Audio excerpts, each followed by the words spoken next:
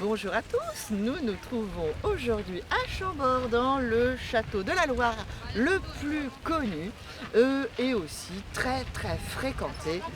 Euh, alors, que doit-on dire de Chambourg qui encore tout imparfait qu'il est et à demi achevé rend tout le monde en admiration et en ravissement quand il le voit. Alors Chambourg, pour Brantôme au début du XVIe siècle, c'est Chambord.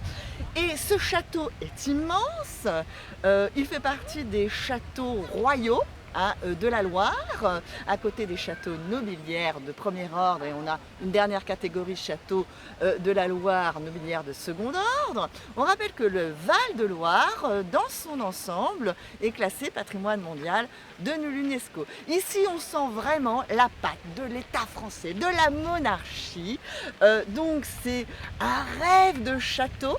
Encore une fois, on remarque les éléments moyenâgeux, hein, de ce château de songerie, hein, de contes de fées, hein, de chevaliers, de princesses, puisqu'effectivement on a une forêt de clochetons, de tours lanternes, et donc un rappel aussi, hein, de ces fenêtres comme ça en chien assis qui sortent du toit avec des meneaux, hein, donc, qui coupent en quatre la fenêtre, comme à la manière du Moyen-Âge, hein, dans les demeures riches.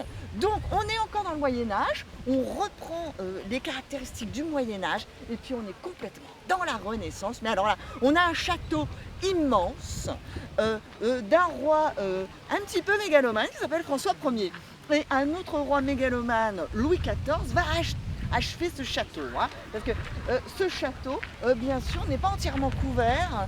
Il va être délaissé, rarement habité. Donc c'est surtout un lieu de théâtre, hein. Louis XIV emmène sa troupe de théâtre plusieurs fois. On y tient le bourgeois gentilhomme. Alors évidemment, c'est vraiment le film aussi La Princesse de Clèves, hein. Donc il a été tourné avec donc Jean Marais, hein, ce film en noir et blanc magnifique. C'est vraiment un château de cinéma. Et la Renaissance, elle est présente comment? Eh bien, c'est aussi un jeu de l'esprit mathématique, orienté avec des axes nord, sud, est, ouest.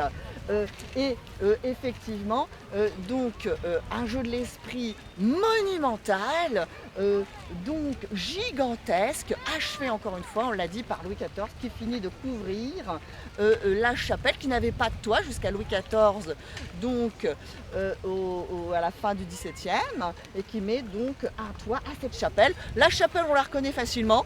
Il y a une croix. Alors, elle est très curieusement orientée donc à l'ouest.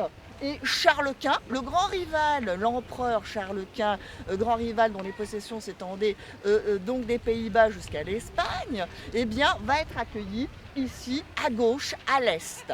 Donc jeu de l'esprit, pourquoi? Parce que tout de suite on voit quand même une certaine symétrie, au moins dans le bâtiment central, avec ces immenses tourelles rondes, hein, qui donnent aussi cet aspect médiéval, hein, de rêve,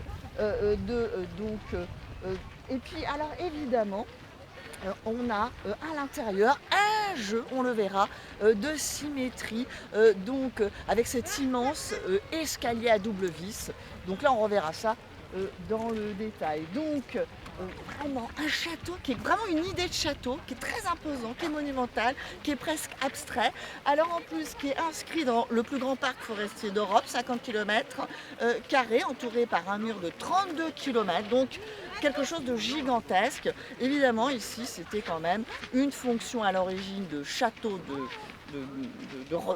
château de chasse, hein. C'était normalement pour François Ier, on va dire, un endroit second par rapport à Blois où il logeait. On rappelle encore une fois que Tours est capitale royale jusqu'à Henri IV, donc au début jusqu'à la fin XVIe siècle, hein.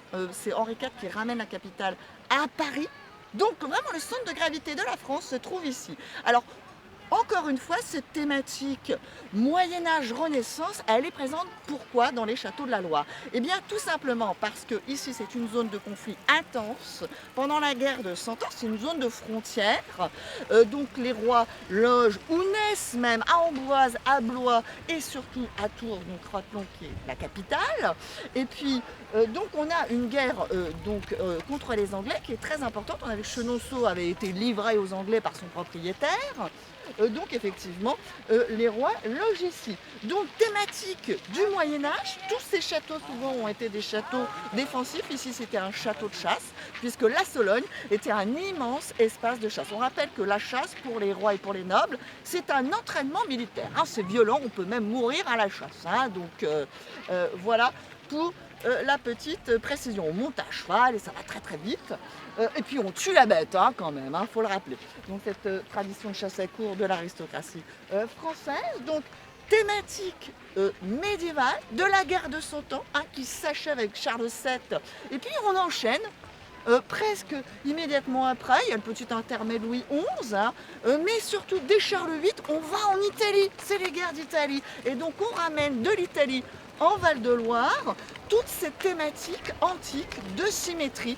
On pense qu'effectivement la cour française était l'une des plus cultivées, on lit beaucoup, c'est très très probable que de toute manière les ouvrages d'Alberti sur l'architecture, qui reprend Vitruve, un auteur antique d'architecture, est lu, c'est certain, et de toute manière François Ier début 16e, ramène dans ses bagages eh bien, des artistes italiens, dont le fameux Léonard de Vinci. Alors Léonard de Vinci, on n'a aucune preuve qu'il aurait fait ses plans. En tout cas, son adjoint Dominique de Cortone, qui lui aussi bien sûr est italien, c'est son adjoint, hein, eh bien, on a une maquette de lui.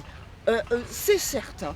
François Ier était un intime de Léonard de Vinci. Alors Léonard de Vinci n'est pas mort dans ses bras comme le veut la légende, hein, mais en tout cas il était à Amboise, il était tout près, et c'est sûr que les artistes étaient les amis et les familiers des souverains. Donc ils ont dû énormément discuter, et c'est un projet que François Ier a mené lui-même. Hein. Donc les rois sont des bâtisseurs, et Louis XIV va très bien comprendre ça. Donc ici il y a un petit air quand même de Versailles malgré tout, hein, ne serait-ce que dans les jardins, même s'ils sont modestes, la largeur des canaux, hein, on n'est pas du tout comme à Chenonceau. Alors ici on peut louer des petites voitures, c'est quand même très agréable parce que le parc encore une fois est immense, et donc effectivement, on voit cette géométrie beaucoup plus stricte dans les jardins ici, hein, avec des allées quand même bien carrées. Donc, effectivement, l'esprit Renaissance géométrique, voire un tout petit peu autoritaire de ce bâtiment qui en impose, hein, voilà, il est quand même très fortement présent. Ce qui est monumental, alors là évidemment on reprend les balcons d'Amboise et puis on reprend les balcons de Chenonceau, hein. On a effectivement cette terrasse qui fait le tour. Alors évidemment c'est beaucoup plus grand, hein, c'est une terrasse gigantesque.